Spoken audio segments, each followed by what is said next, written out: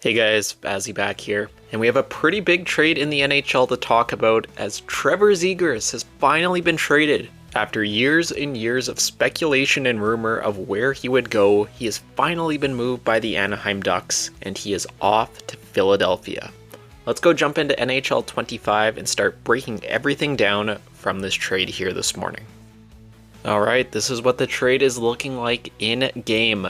Going to the Anaheim Ducks. First off, Ryan Poehling, a good forward for Philadelphia the past few years, and really this last year in the NHL was his best to date, putting up 31 points in 68 games, 12 of those being goals. He's a speedy forward who's going to slot in pretty nicely in the top 9 for Anaheim.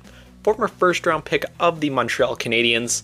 I think it's safe to say he didn't live up to that hype, but he's been a pretty good solid forward in the NHL. He has one more year left on his current contract, making $1.9 million. Also going back to the Ducks, a second round pick from Columbus this year, as well as a fourth round pick from Philadelphia next year.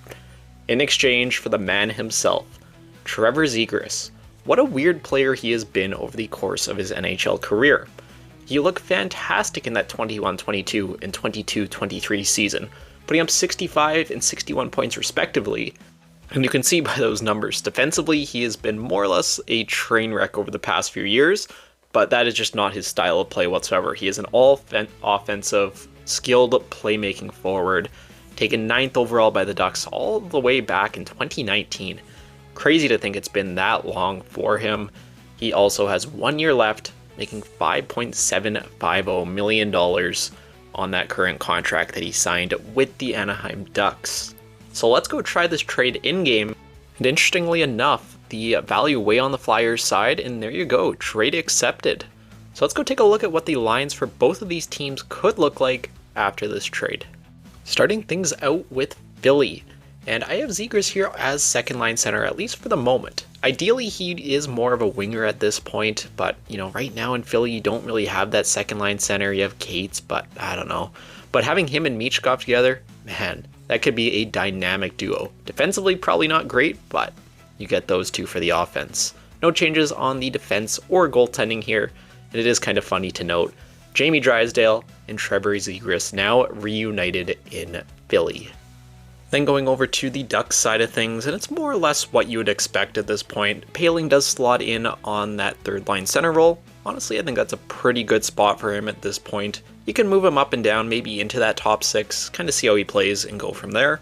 Defensively, no change, and then at least for the moment, still Dostal and Gibson.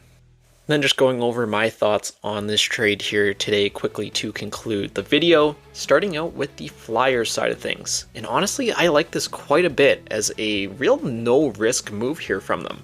If Zegras doesn't pan out, it's not like you gave all that much up to get him. I still think he has that pretty good upside to be a solid top 6 NHLer of the future here over the next few years in Philly. Obviously, like we said, defensively, he's never going to be a strong defensive player. But I think he can rebound to get back to that offensive self that we've seen from him over the past few years and earlier into his NHL career. Obviously, just like 2-3 years ago, he was on the cover of NHL 23, and it has been definitely a bit of a fall from grace since then, but I still think there is something there with Trevor Zegras. Then going to the Ducks side of things, and it's a little bit confusing. I get wanting to move on from him at this point. I think, again, he needed a fresh start, he needed a change of scenery, but I'm very surprised that's all you could get for him.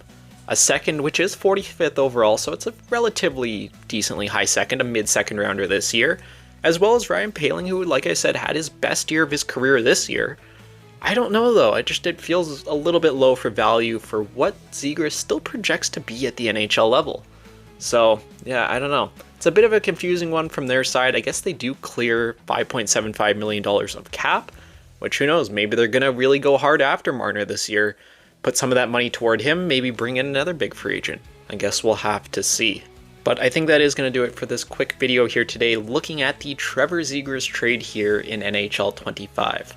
Definitely let me know, what do you guys think of this trade in the comments section down below?